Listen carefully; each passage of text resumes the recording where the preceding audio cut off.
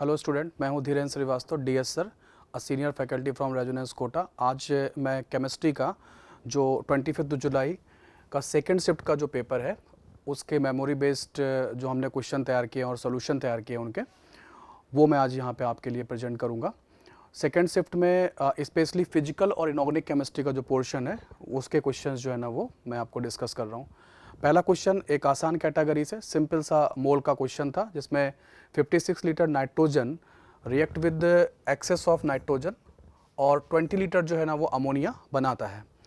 तो ये वाली इक्वेशन तो वेल नोन इक्वेशन है, N2 plus 3H2 will give you 2 ammonia. इस इक्वेशन पर बेस क्वेश्चन था। और नाइट्रोजन जो है ना वो आपको यहाँ पे 56 लीटर दिया हुआ है, ये आपको एक्सेस में दिया हुआ है, और फाइनली जो आपको ये बनाना था वो 20 लीटर बनाना था। तो इसके थ्रू ही आपको ये पता करना था ये कितना रिएक्ट करेगा। So everybody can say that it is 10 litre जो कि यूज्ड होगा, और अगर आप इन दोनों को माइनस करोगे तो easily you will get 46 litre your answer. और अगर आपको प्रिंटेड सोल्यूशन है वो हमने तैयार किया है आपके लिए, वो ये है,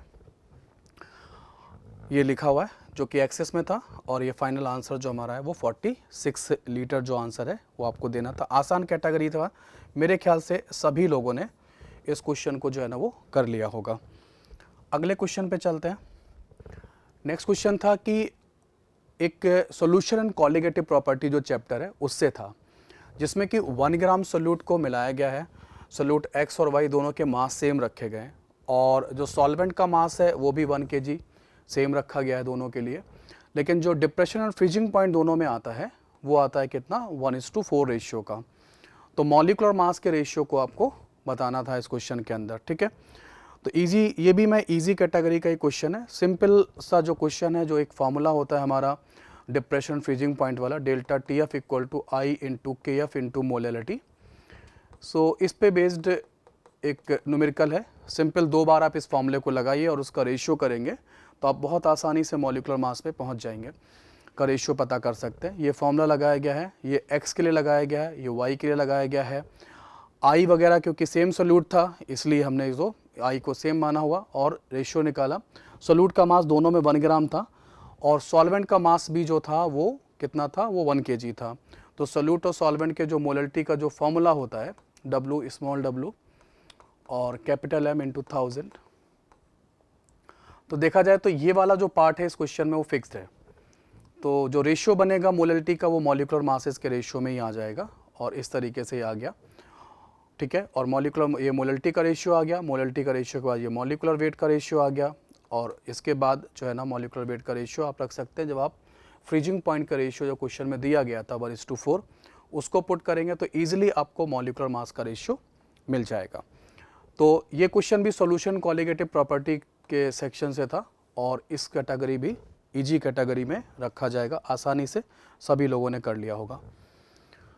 इसके बाद आता है कि ये वाला जो क्वेश्चन है जिसमें कि एसिड बेस्ड टाइट्रेशन के बारे में डिस्कशन है। For an acid based titration, और मिथाइल ऑरेंज एक इंडिकेटर होगा जो कि यूज़ किया जा रहा है, और इसके लिए पूछा गया है कि methyl orange exist in the end point पर मिथाइल ऑरेंज किस फॉर्म में एग्जिस्ट करेगा। क्विनॉइड है, हेट्रोसाइक्लिक है, फिनोलिक है, या बेंजोनॉइड है।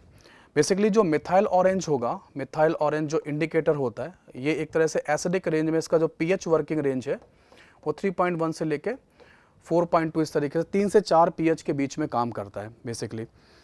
तो ये एसिडिक रीजन में ही काम करेगा, और इसीलिए जब टाइट्रेशन आप परफॉर्म करोगे तो टाइट्रेशन के दौरान आपको बेस को बेसिकली एसिडिक साइड में ले जाना, मतलब ब्यूरेट में आप HCl वगैरह रखकर आप इसका टाइट्रेशन करोगे, ठीक है। तो और ये कलर जो है ना चेंज करता है from yellow to red, acidic medium में जो है ना वो रेड कलर का होता है।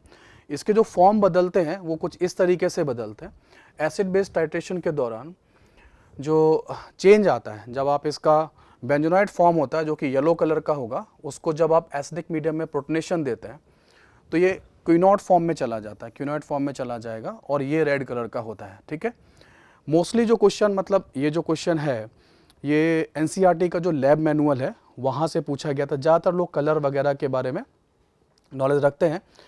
किसी स्टूडेंट ने अगर इसको पढ़ा है तो वो बहुत आसानी से, सिंपल इंफॉर्मेटिव क्वेश्चन है, पढ़ा है तो वो आसानी से कर लेगा।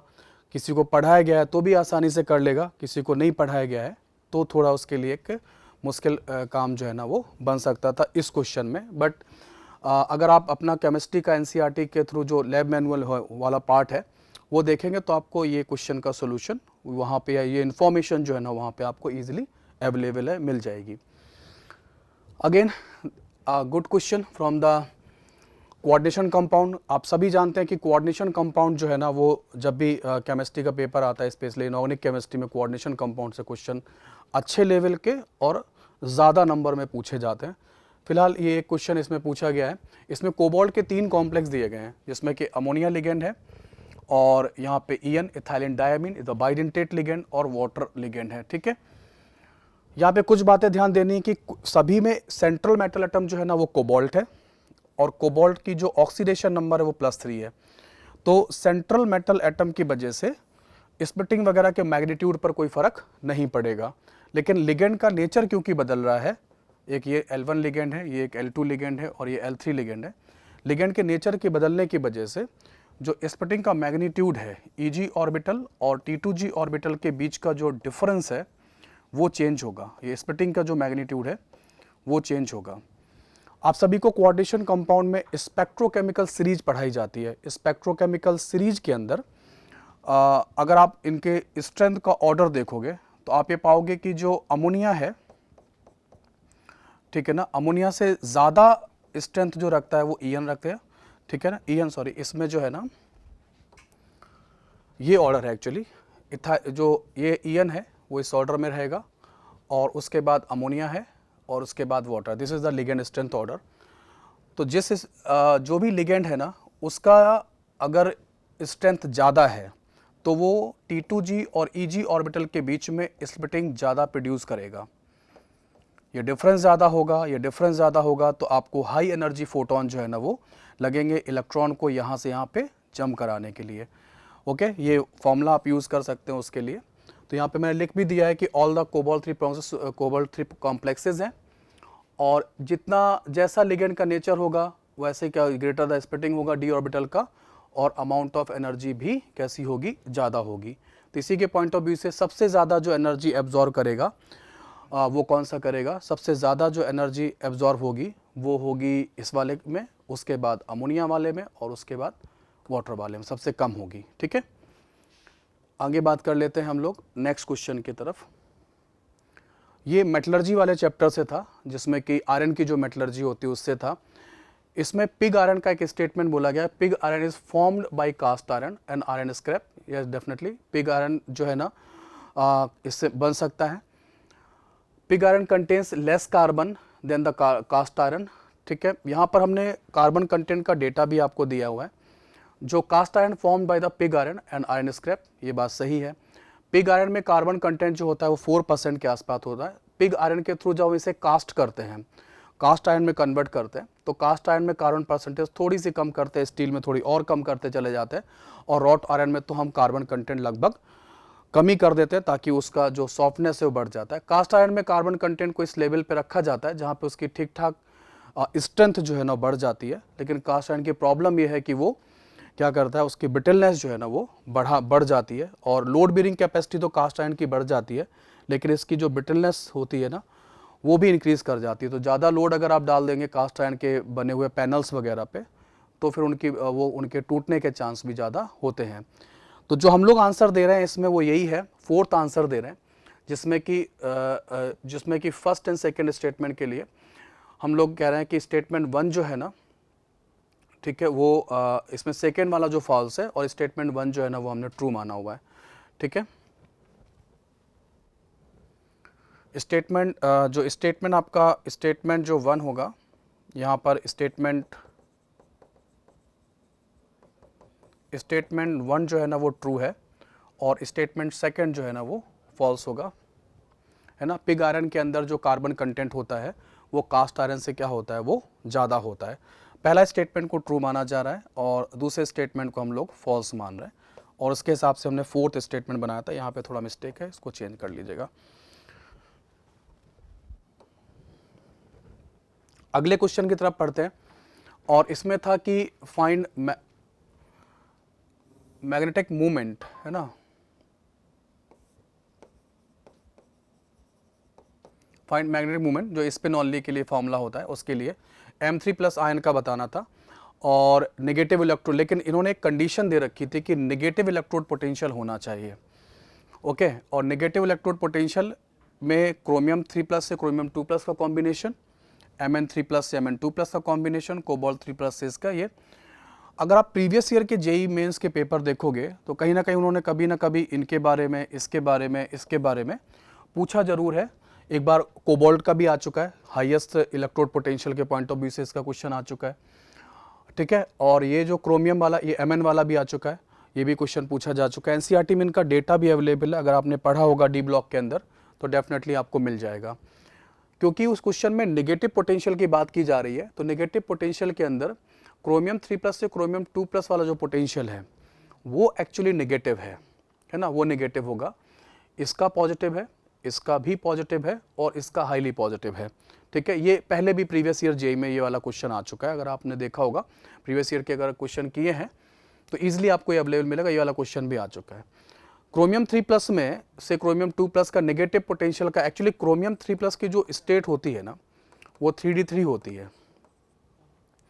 और इसका ये जो T2g और Eg वाला जो इसका CFSE वाला जो पार्ट है ना, एक तो ये डीजनरेट ऑर्बिटल्स में तीनों इलेक्ट्रॉन अनपेयर्ड हैं, और साथ में इसकी जो CFSE होती है वो -1.2 डेल्टा होती है जो कि नेगेटिव होती है।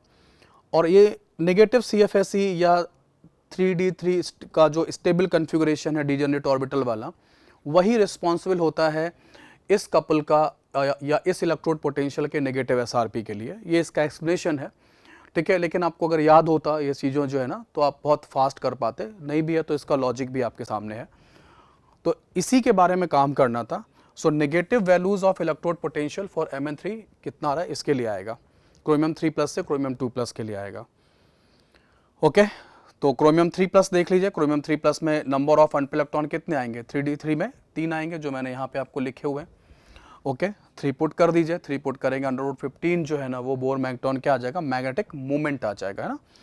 और इसका जो वैल्यू आएगा 3.97, अप्रॉक्सीमेटली आंसर जो आपको इंटीजर में कितना पुट करना है, 4 पुट करना है, ठीक है। ये डी ब्लॉक से क्वेश्चन आया था, ठीक क्वेश्चन है, इट्स अ मॉडरेट क्वेश्चन, थोड़ा सा लॉजिक है, थोड़ा सा लॉजिक देकर जो है ना वो किया जा सकता है, बट मुझे लगता है कि यहाँ पे सबका सीरियसनेस रहता है, इस पर जो पोटेंशियल वैल्यूज़ होते हैं इन पे सबका सीरियसनेस रहता है। लोग जब भी डी ब्लॉक पढ़ते हैं तो यहाँ पर अपना फोकस ज़रूर बनाए रखते हैं इन सब चीज़ों पे, इसलिए यहाँ पे कोई समस्या नहीं आई होगी।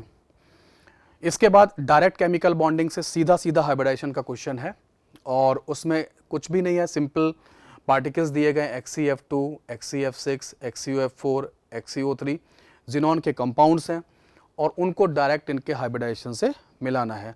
XeF2 का हाइब्रिडाइजेशन क्या होगा, सभी जानते हैं sp3d होगा, इससे मैच करा दीजिए।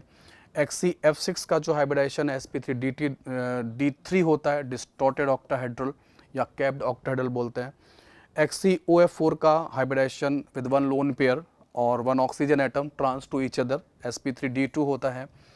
XeO3 जिनॉन का ट्राइऑक्साइड है, एक पिरामिडल ज्योमेट्री बनाता है sp3 हाइब्रिडाइजेशन के साथ, 3 डबल बॉन्ड में 3 सिग्मा बॉन्ड और एक लोन पेयर, इस तरीके से sp3 हाइब्रिडेशन रखता है। तो हमारा जो आंसर यहाँ पे ऑप्शन में बैठ रहा है वो कौन सा बैठ रहा है, 1 बैठ रहा है। इजीली डुएबल क्वेश्चन, जो लोग केमिकल बॉन्डिंग में थोड़ा बहुत भी काम करते हैं, हाइब्रिडेशन जानते हैं, तो वो आसानी से इस क्वेश्चन को कर सकते हैं, है ना। Easy attempt question, easy category का क्वेश्चन, और मानता हूँ कि सबने किया होगा। ये हमारा सोल्यूशन है जो मैं ऑलरेडी डिस्कस कर दिया हूँ, आप देख सकते हैं। अगला क्वेश्चन है, identify the correct order of density of alkaline earth metal. Morning shift में अल्कली मेटल्स का, इवनिंग शिफ्ट में अल्कलाइन अर्थ मेटल्स की डेंसिटी का क्वेश्चन पूछा गया है।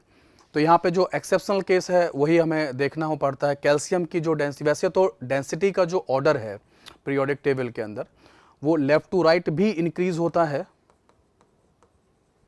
और टॉप टू बॉटम भी इंक्रीज होता है। इन जनरल तो जो ट्रेंड फॉलो करते हैं डेंसिटी का वही रहता है, बट इसके फिर भी एक्सेप्शन है। एस ब्लॉक में सोडियम और पोटेशियम के बीच एक्सेप्शन है, यहाँ पे कैल्शियम का है। डेंसिटी का जो डेटा है नो डाउट हमें होना क्या चाहिए था, बेरिलियम, मैग्नीशियम, कैल्शियम, स्ट्रोंशियम में लगातार डेंसिटी कंसिस्टेंटली क्या होनी चाहिए थी, बढ़नी चाहिए थी, ठीक है, इस तरीके से। लेकिन यहाँ पे डेंसिटी में चेंजेस हैं, ये 1.84 है, ये 1.74 है, और ये 1.55 है, और ये 2.63 है। तो इसके बेसिस पे जो हमारा बनेगा, और वो जो क्वेश्चन बनता है, आंसर बनेगा वो ये वाला बनेगा। कैल्शियम का सबसे ज़्यादा, फिर मैग्नीशियम का, फिर बेरिलियम का, और उसके सबसे ज़्यादा जो है ना वो स्ट्रोंशियम का है। होना भी चाहिए। हमारे ग्रुप में सबसे नीचे है, डेंसिटी जो है ना ग्रुप में नीचे जाने पे क्या होती है, बढ़ती है, इसीलिए स्ट्रोंशियम का डेंसिटी सबसे ज़्यादा आता है। कहीं ना कहीं कैल्शियम वगैरह के जो क्रिस्टलाइन स्ट्रक्चर्स होते हैं सॉलिड स्टेट के अंदर, उनके वो अरेंजमेंट अलग होने की वजह से इनकी डेंसिटी में क्या आ जाता है, वेरिएशन आ जाता है। ठीक है, लेकिन ये चीज़ें जब आप एस ब्लॉक पढ़ते हैं तो ये चीज़ें आपको मेंशन की जाती हैं, बताई जाती हैं, और किसी जिसने भी पढ़ा होगा वो डेफिनेटली इस क्वेश्चन को कर गया होगा। इसके बाद जो अगला क्वेश्चन है वो है हमारा एटॉमिक स्ट्रक्चर से, बोर्ड्स एटॉमिक थ्योरी से, जिसमें एच एटम के बारे में बताया गया है कि एच एटम जो है ना वो एक्साइटेड स्टेट में है, और एच एटम एक्साइटेड स्टेट में है, जो कि ऑर्बिट का नंबर जो दिया है वो 5 दिया गया है। ठीक है, और ये वहाँ से कहाँ पे आ रहा है, ग्राउंड स्टेट पर आ रहा है। और उसके बाद आपसे पूछा गया कि कितनी spectral line, maximum number of spectral lines observed और बताया, पूछा गया है। ध्यान देने की बात ये थी कि अगर आपने ये वाला पार्ट एन एक्साइटेड एटम, ये वाला पार्ट आपको देखना है, आपको केवल एक ही एटम बताया गया है। ठीक है, अगर किसी स्टूडेंट ने n इंटू n-1 वाला जो फॉर्मूला है इस तरीके से ये लगा दिया होगा तो उसके लिए प्रॉब्लम है, वो गलत करेगा। वो सैंपल ऑफ एच एटम होते हैं तब ये फॉर्मूला लगेगा। ये जो एक एच एटम है इसके लिए तो सिंपल आपको 5 लाइंस ड्रॉ करनी है ऐसे करके। ठीक है, ये एनर्जी स्टेट बन गए, ये n=1 का एनर्जी स्टेट है, ये n=2 का एनर्जी स्टेट है, ये 3 एनर्जी स्टेट है, ये 4 एनर्जी स्टेट है, ये 5 एनर्जी स्टेट है। यहाँ से इलेक्ट्रॉन कंसिस्टेंटली ऐसे गिरेगा और कुल मिला के कितनी स्पेक्ट्रल लाइन बनाएगा, 4 स्पेक्ट्रल लाइन बनाएगा। ठीक है, ये बात पढ़नी ज़रूरी है कि आपके पास एच एटम जो है ना वो केवल एक ही है, सैंपल ऑफ एच एटम नहीं है। ये वाला फॉर्मूला या ये वाला फॉर्मूला डेल्टा n+1/2 इस तरीके के फॉर्मूले को, ये फॉर्मूला यहाँ नहीं लगेगा। सैंपल ऑफ एच एटम होता तो लगता और आंसर आपका कितना आ जाता, 5 × 4 / 2 10 आ जाता, बट 10 आंसर आपको नहीं करेंगे इस क्वेश्चन में। इस क्वेश्चन में 4 आंसर ही आना चाहिए। ठीक है, ये इसका सॉल्यूशन आपका मैंने ऑलरेडी डिस्कस कर ही दिया है। ठीक है, तो हम लोग आगे बढ़ते हैं अपने उसमें। अगला क्वेश्चन जो है ना वो इलेक्ट्रोकेमिस्ट्री से है। डेफिनेटली इलेक्ट्रोकेमिस्ट्री का एक क्वेश्चन आना जरूरी है, आपके पेपर में हमेशा ही आता है, और ऐसा तो हुआ ही नहीं कि जब इलेक्ट्रोकेमिस्ट्री का क्वेश्चन पेपर में ना आए। और ये जो है ना ये तीसरा पार्ट जो हमारे चैप्टर का है कंडक्टेंस, वहाँ से क्वेश्चन आया है। इसमें एक सोल्यूशन दिया है, 10 मोल ऑफ सोल्यूट है, 20 ml में डिज़ोल्व किया। 20 मोल जो है ना वो जो 20 मोल को 80 ml में डिज़ोल्व कराया गया है। दोनों की आप कंसंट्रेशन पता कर सकते हैं इजीली। यहाँ पे एक बात बोली गई कि conductivity of both solution are same, मतलब के की वैल्यू को जो है ना वो कैसा रखा गया है, वो सेम रखा गया है। साथ में कहा है if both solutions are present in such type of cell which have same cell constant. ठीक है, उसके बाद जो मोलर कंडक्टेंस है पहले वाले का और मोलर कंडक्टेंस है जो दूसरे वाले का, उन दोनों के बीच में रिलेशनशिप रखी गई है। ठीक है, तो क्योंकि k की वैल्यू सेम रखी गई है तो लैम्डा जो मोलर कंडक्टेंस का जो फॉर्मूला होता है वो होता है 1000 × K/m। ये जो k है वो कंडक्टिविटी है जो कि दोनों की सेम है। m जो है ना वो क्या है, वो है मोलैरिटी। अगर आप यहाँ ध्यान से देखें तो ये 10/20 और ये 10 अगर आप 0.2 वगैरह रख के देखें तो ये 1/2 एक तरह से देखा जाए ml में ही काम कर लेते हैं, तो ये 1/2 बैठ रहा है और ये 1/4 बैठ रहा है। तो कहीं ना कहीं सेकंड सॉल्यूशन की जो मोलैरिटी है, ठीक है ना, वो पहले वाले की कैसी है, वो हाफ है, और मोलैरिटी की वैल्यू डिनोमीटर में आती है इस फार्मूले में। अगर मैं मोलैरिटी हाफ करूंगा तो लैम्डा क्या हो जाएगा, दुगना हो जाएगा। तो मेरे हिसाब से जो सेकंड वाला जो होना चाहिए वो पहले वाले का डबल होना चाहिए। डायरेक्ट आप आंसर कर सकते हैं पहला वाला सीधा। ठीक है, वरना आपको अगर बिल्कुल सॉल्व करना है तो ये आपके सामने सोल्यूशन है। 1000 K/m वाला फॉर्मूला लगाया, एक पहले सोल्यूशन के लिए एक दूसरे के लिए, दोनों का रेशियो लिया, क्योंकि मोलरिटी से रेसिप्रोकल है तो लैम्डा जो पहले वाला है दूसरे वाला है m2/m1, दीज आर द मोलरिटीज़। मोलरिटीज़ को हमने यहाँ पे अरेंज किया हुआ है और सीधा हमारा आंसर कितना आ जाएगा वो आपको दिख ही रहा है कि जिसकी मोलरिटी हाफ होगी ना, ऑब्वियस सी बात है उसका लैम्डा क्या हो जाएगा, डबल हो जाएगा। या सीधा दिखाई दे रहा है, डायरेक्ट क्वेश्चन आप हिट कर सकते थे। आसान क्वेश्चन मानूंगा मैं, कंडक्टेंस टॉपिक से, इलेक्ट्रोकेमिस्ट्री में। इससे भी बड़े टफ क्वेश्चन पहले भी आ चुके हैं और आप करते भी हैं इन सब क्वेश्चंस को, तो आसान हो जाएगा आपके लिए क्वेश्चन करना। Again a very easy question from the chemical bonding section. इन्होंने सिंपल पार्टिकल्स दिए हैं। अगेन फिर से जो है ना वो जिनॉन के कंपाउंड XeF6, XeOF4 और XeO3 ये दिए गए हैं। आपको सिंपल सा काम करना है कि आपको लोन पेयर जो है ना वो काउंट करके और उनका सम बताना है। तो XeF6 में कोई भी बता सकता है जिनॉन के आउटर मोस्ट में 8 इलेक्ट्रॉन होते हैं, आपको 6 बॉन्ड तो इसके साथ बनाने, इसके पास एक लोन पेयर बच जाएगा, ठीक है। सिमिलरली यहाँ पर भी आप देखो तो चार इलेक्ट्रॉन फ्लोरीन ने यूज़ किए हैं, 2 इलेक्ट्रॉन ऑक्सीजन एटम ने यूज़ करे हैं, तो जिनॉन के 6 इलेक्ट्रॉन तो वैसे भी यूज़ हो रहे हैं, तो इसके पास भी इलेक्ट्रॉन कितने बच गए, 2 बच गए, 2 का मतलब एक लोन पेयर हो गया। इस पे आते हैं, जिनॉन के आउटर मोस्ट में 8 इलेक्ट्रॉन होते हैं, जिसमें कि ऑक्सीजन एटम 2-2 करके 6 इलेक्ट्रॉन यूज़ कर लेगा।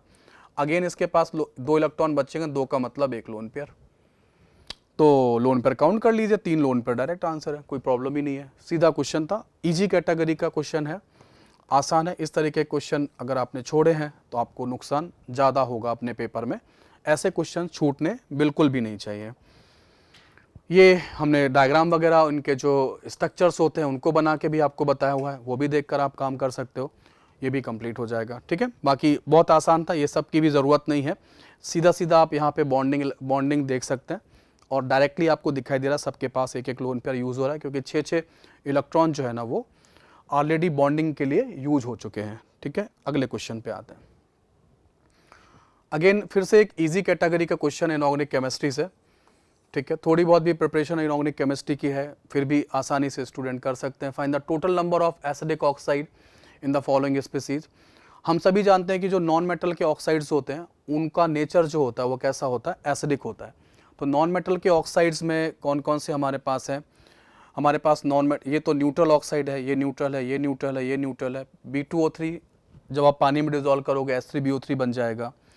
P4O10 को पानी में डिजोल्व करोगे तो क्या H3PO4 बन जाएगा। SO3 को पानी में डिजोल्व करोगे H2SO4 बन जाएगा। CO2 को पानी में डिजोल्व करोगे तो क्या बन जाएगा, है ना, तो बन जाएगा हमारे पास कुल कितना बन जाएगा, वो मिल जाएगा H2CO3, है ना। Find total number of acidic oxide in the following species. तो ये आपके एसिडिक ऑक्साइड है। सेकंड नंबर आंसर आपको टिक करना है, क्योंकि 1, 2, 3 और 4 ऑक्साइड जो है ना वो कैसे हैं, वो एसिडिक नेचर के हैं। बाकी ये जो ऑक्साइड हैं, ये वाले जो ऑक्साइड है, ये तो न्यूट्रल ऑक्साइड की कैटेगरी में आते हैं, ये न्यूट्रल थे। इनको अगर आप वाटर में डिजोल्व करोगे तो pH जो वाटर का आएगा वो 7 ही बना रहेगा, ये pH को अफेक्ट नहीं करते हैं। ना हम लोग बात करते हैं अपने अगले क्वेश्चन पे आते हैं, और ये क्वेश्चन केमिकल काइनेटिक्स टॉपिक से था, और इस क्वेश्चन में कहा गया कि फर्स्ट ऑर्डर तो मेंशन कर दिया गया, ठीक है, इस क्वेश्चन में, और ग्राफ बनाया गया LNP और P0 के बीच में, ये ग्राफ दिया गया है इस तरीके से, और इसका एक स्लोप भी बताया गया है, ओके। और यहाँ पे हाफ लाइफ का वैल्यू जो है ना पूछा गया था।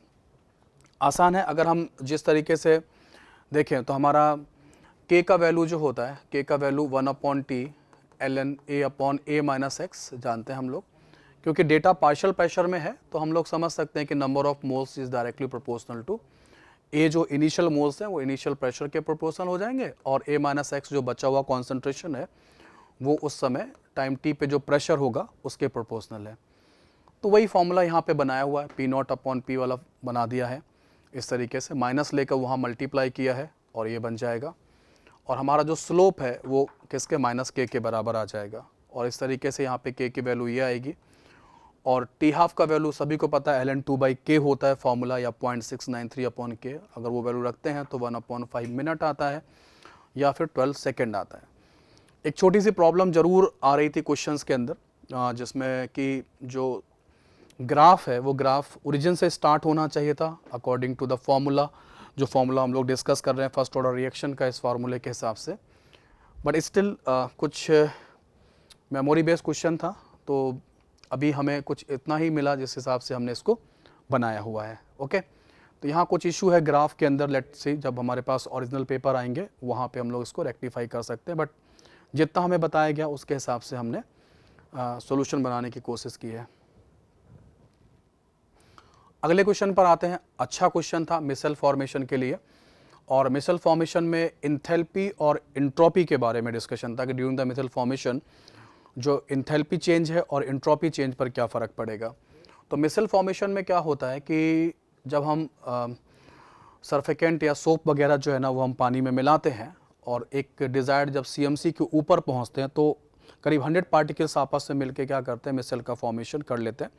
एसोसिएट कोलाइड्स की कैटेगरी में मिसल फॉर्मेशन को रखा जाता है, क्योंकि मिसल फॉर्मेशन जो है ना वो स्पॉन्टेनियस प्रोसेस है, अपने आप होता है। तो हम ये मान के चल रहे हैं कि यहाँ पे एंट्रोपी चेंज जो होना चाहिए वो क्या होना चाहिए, वो पॉजिटिव होना चाहिए। तो डेल्टा एस पॉजिटिव होना चाहिए। और मिसल फॉर्मेशन के दौरान या कोलाइडल सॉल्यूशन जब बनता है, एसोसिएट कोलाइड्स बनता है, तो स्टेबिलिटी जो होती है कोलाइडल सिस्टम की वो घटती है। तो ये एक एंडोथर्मिक प्रोसेस होना चाहिए, एनर्जी एब्जॉर्ब होनी चाहिए, तभी जाके स्टेबिलिटी क्या होगी, वो कम होगी। तो हम लोग मान के चल रहे हैं इसमें कि जो आंसर होना चाहिए इंथैल्पी जो होगा, इंथैल्पी ऑफ सिस्टम जो है ना वो बढ़ेगा, क्योंकि डेल्टा एच पॉजिटिव है, और एंट्रोपी ऑफ सिस्टम जो है ना वो भी बढ़ेगा। सो हमारा जो आंसर है वो थर्ड है, बी और सी दोनों जो है ना वो पॉजिटिव होने चाहिए। डेल्टा एच पॉजिटिव होगा और डेल्टा एस भी पॉजिटिव होना चाहिए।